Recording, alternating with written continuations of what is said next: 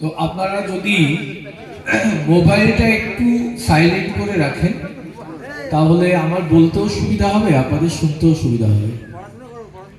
আর আমরা এমন একটা বিষয় নিয়ে কথা বলে চলেছি যে বিষয়টা শুধু হৃদয় বা মস্তিষ্ক দিয়ে বুঝলে হবে না, দুটোর সংযোগ লাগবে। আজকের এই মঞ্চে উপবিষ্ট মাননীয় বর্গ যারা আয়োজক রয়েছেন তাদেরকে ধন্যবাদ জানাচ্ছি। এটা আমার আসলে অত্যন্ত পরিচিত এবং প্রিয় জায়গা, কারণ আমি এই এলাকাতেই দীর্ঘদিন প্রধান শিক্ষকতা করে গেছি, পাশেরই একটা স্কুলে চাঁদপাড়ায়। তাই গত 10 বছর ধরে, দীর্ঘ 10 বছর ধরে এই এলাকায় আমি আসা যাওয়া আমার আছে। আজকে যে বিষয়, আমি বিষয়টাই সরাসরি চলে যাব। একটু আগে বললেন না, খুব মানে আবেগতাড়িত বললেন যে উনি ভারতের নাগরিক, সার্টিফিকেট পেয়ে গেছেন, বললেন না। আমি একটু অন্যভাবে বলছি, যারা আমরা সামনে বসে আছি, এই দিকে বসে আছি, যারা সার্টিফিকেট নেই তারাও নাগরিক। আমরা যে ইতিহাস করি, আমরা যেভাবে জেনেছি, আমাদের অনেকেরই এখানে জন্ম বাংলাদেশে বা পাকিস্তানে, পূর্ব পাকিস্তানে হয়েছে, তাই ইতিহাস বাংলাদেশে জানতে দেওয়া হয়নি। বাংলাদেশটাও ভারতবর্ষ। 47 সালের 15ই আগস্ট যখন দেশ ভাগ হয়, আমাদের কারো মতামত না নিয়ে আমাদেরকে একটা ইসলামিক কান্ট্রিতে ঠেলে দেওয়া হয়েছিল। তাই প্রকৃত স্বাধীনতা কিন্তু পূর্ব পাকিস্তানের হিন্দুরা 47 সালে পায়নি। এখনো পরাধীন রয়েছে। কিন্তু ভারত স্বাধীন করার পেছনে পাঞ্জাবের লোক, মহারাষ্ট্রের লোক, গুজরাটের লোক, বিহারের লোক, এদের যেমন স্বাধীনতা ভোগ করার অধিকার রয়েছে, পূর্ব পাকিস্তানে বা বাংলাদেশে যাদের জন্ম তাদের একই অধিকার রয়েছে। তাই আমরা কেউ বেনাগরিক নই, বরঞ্চ আমাদেরকে বলি দেওয়া হয়েছে। বাংলাদেশের হিন্দুদের স্বার্থ বলি দিয়ে ভারতবর্ষ এবং পাকিস্তান নামক একটি রাষ্ট্রের সৃষ্টি করা হয়েছিল। তাই আমরা মনে প্রাণে বিশ্বাস করি, আপনারা সবাই বিশ্বাস করেন আমি জানি, আমরা সবাই সার্টিফিকেট পাই আর না পেয়ে থাকি, প্রত্যেকেই ভারতবর্ষের নাগরিক। এই ভারতবর্ষেই আমাদের জন্ম, এই ভারত মাতাই আমাদের মাতা। কি এটা বিশ্বাস করেন তো? এইটা আমাদেরকে আগে মনে প্রাণে বিশ্বাস করতে হবে। এইটা যদি আমরা বিশ্বাস না করতে পারি তাহলে পরবর্তী আলোচনায় আমরা ঢুকতে পারবো না। আমি কি আপনাদের কাছে পৌঁছাতে পারছি? আগে বিশ্বাস করুন, আগে মেনে নিন, মনে প্রাণে মানসিকভাবে মেনে নেন আমি উদ্বাস্তু নই, আমি শরণার্থী নই, আমি ভারতবর্ষের একজন বোনাফাইড সত্যিকারের সাচ্চা নাগরিক। আমি সার্টিফিকেট পাই বা না পাই, এই অ্যাপ্লিকেশন করি বা না করি, এই বিশ্বাসটা যদি মনের গভীরে আমি বিশ্বাস করতে না পারি, শুধু মস্তিষ্কে আসলো, হৃদয়ে আমার স্থাপন করতে না পারলাম, তাহলে ভারত মাতাকে যদি নিজের মা মনে না করতে পারি, এখনো পাকিস্তানে জন্ম হয়েছে বলে পাকিস্তান থেকে আমরা এখানে রিফিউজি হয়ে এসেছি, এই যে বিচ্ছিন্নতা বোধ যতক্ষণ আমাদের মনের মধ্যে থাকবে ততক্ষণ পর্যন্ত কিন্তু আমরা পরবর্তী আলোচনায় যেটা করব সেটাকে উপলব্ধি করতে অসুবিধা হবে। তাই আমি সবাইকে একবার বলবো, আপনারা সবাই একটু হাত তুলে বলুন আমরা ভারতবর্ষের নাগরিক, সার্টিফিকেট পাই বা না পাই, সত্যি আমরা ভারতবর্ষের নাগরিক। কিছু মানুষের ব্যক্তিগত স্বার্থ, পদের লোভে কোটি কোটি হিন্দুদের, মুসলিমদের কোনো সমস্যা হয়নি, তারা তাদের মতো দেশ পেয়ে গেছে, আবার খেয়াল খুশি মতো ভারতবর্ষে তাদের ইচ্ছে তারা থেকে গেছে, তাদের কিন্তু স্বাধীনতা ছিল। কিন্তু আমাদের কিন্তু কোনো ইচ্ছা অনিচ্ছার গুরুত্বই দেওয়া হয়নি। সেই জন্য আজকে আমাদের এই লড়াই লড়তে হচ্ছে। তাহলে এবার আপনারা কোশ্চেন করবেন, স্যার আপনি তো বললেন ভারতবর্ষের নাগরিক, তাহলে অ্যাপ্লিকেশন করতে কেন হচ্ছে, কেন নাগরিক সার্টিফিকেট নিতে হচ্ছে, তাই তো প্রশ্ন তো আসবে আমাদের মনের মধ্যে, আসছে না? তাহলে যে কোনো একটা রাস্তায় আমাদেরকে যেতে হবে। আমরা দুটো রাস্তা খোলা আছে। এই যে আমাদের আজকে যেটা করা হচ্ছে, আমরা নাগরিক, কিন্তু 47 সালের পরে সংবিধান এবং পরবর্তী নাগরিকত্ব আইন তৈরি হয়েছে, টোটালটাই বাংলাদেশের হিন্দুদেরকে যে প্রতিশ্রুতি দেওয়া হয়েছিল স্বাধীনতার সময়, সবটাই কি বলবো, মানে খারাপ ভাষা তো বলা যায় না, আমাদেরকে ঠকানো হয়েছিল, আমাদের সঙ্গে বিশ্বাসঘাতকতা করা হয়েছিল। বলা হয়েছিল স্বাধীনতার সময় মহাত্মা গান্ধী থেকে শুরু করে জওহরলাল নেহরু থেকে শুরু করে যারা ছিলেন প্রত্যেকেই বলেছেন আমরা বাধ্য হচ্ছি ইংরেজদের তাড়ানোর জন্য দুই ভাগে ভাগ হতে, দুটো হাঁড়ি করতে। কিন্তু এই ভারতবর্ষের মাটি রক্ষিত আছে বাংলাদেশের হিন্দুদের জন্য, পাকিস্তানের হিন্দুদের জন্য। তারা যখন ভারতবর্ষে আসবে তখনই তারা ভারতবর্ষের নাগরিক থাকবে।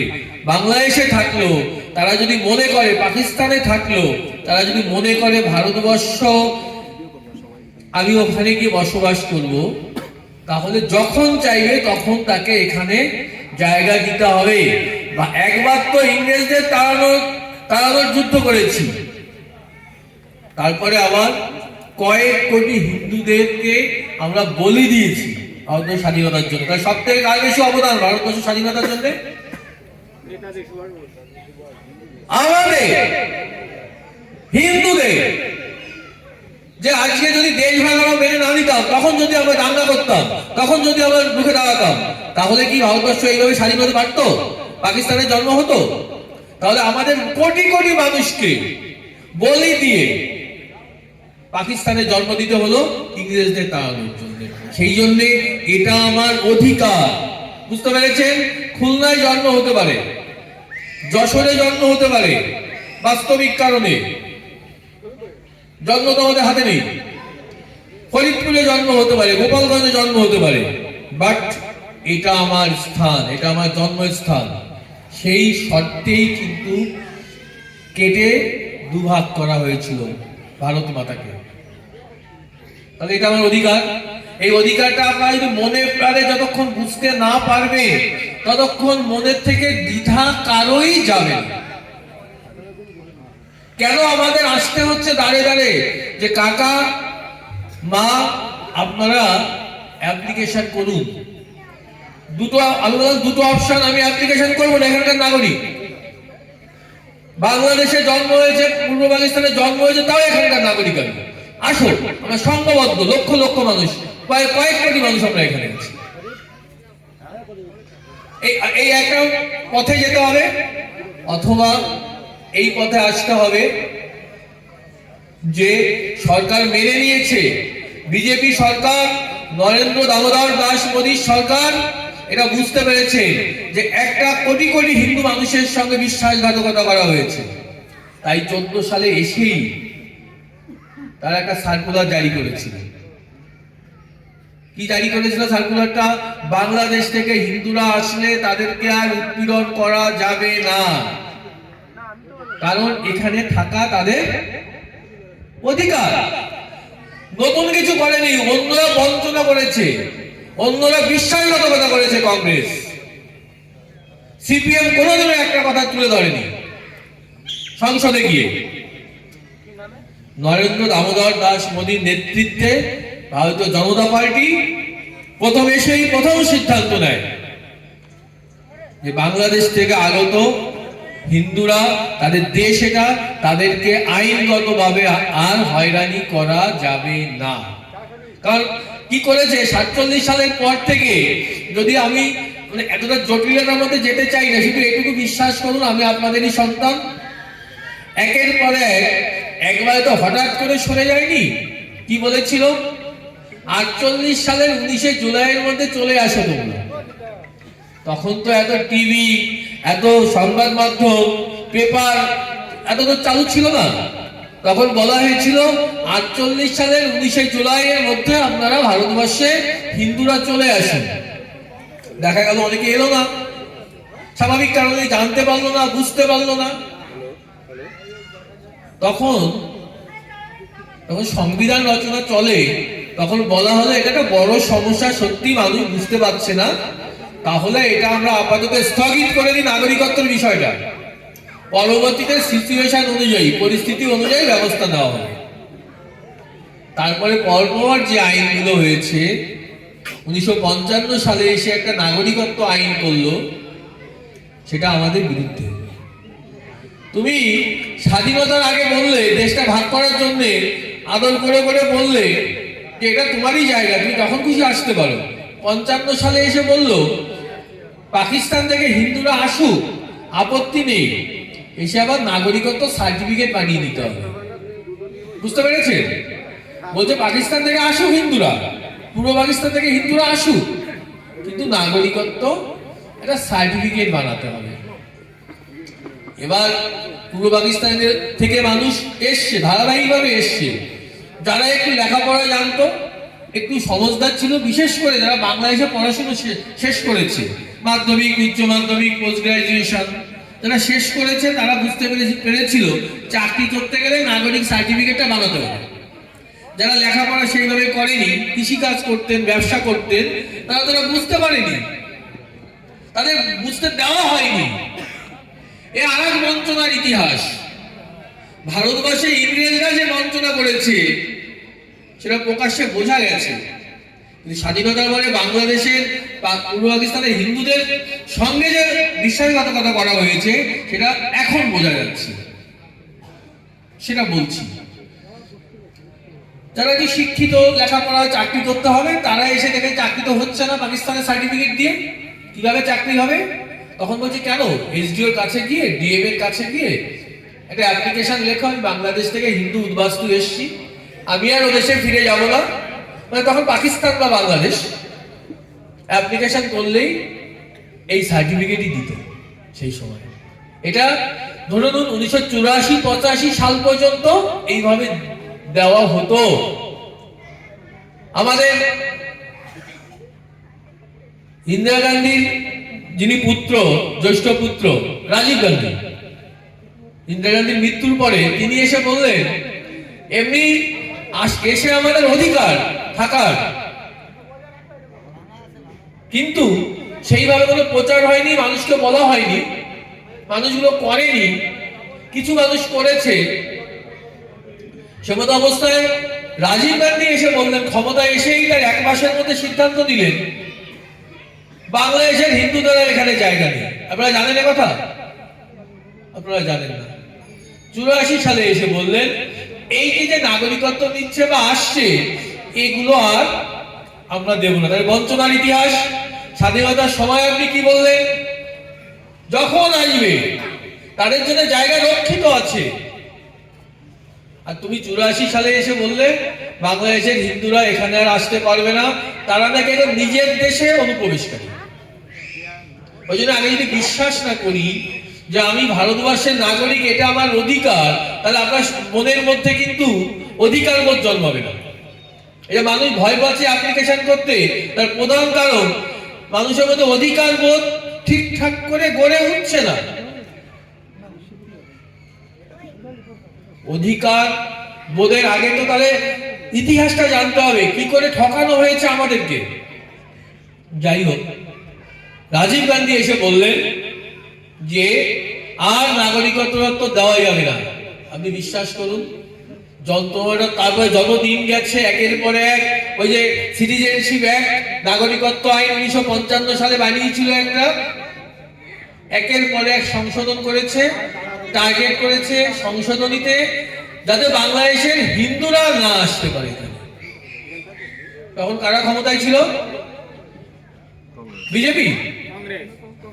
বিজেপি তো জন্মই প্রায় তখন হয়নি, কংগ্রেস ক্ষমতায় ছিল। তারা এখন আমাদের জন্য, কংগ্রেস, সিপিএম, তৃণমূল অস্ত্র বিসর্জন করছে। তোমরা সবাই নাগরিক। তাহলে আইনটা কে করেছিল 55 সালে বেনাগরিক করার জন্য? 84 সালে সিটিজেনশিপ কে বন্ধ করেছিল? একের পর এক আমাদের প্রতিবন্ধকতা তৈরি করেছে। আর বাংলাদেশে অত্যাচারের মাত্রা একের পর এক বেড়ে গেছে, তাই তো? 71 সালের থেকে বাজে অবস্থা এখন বাংলাদেশে।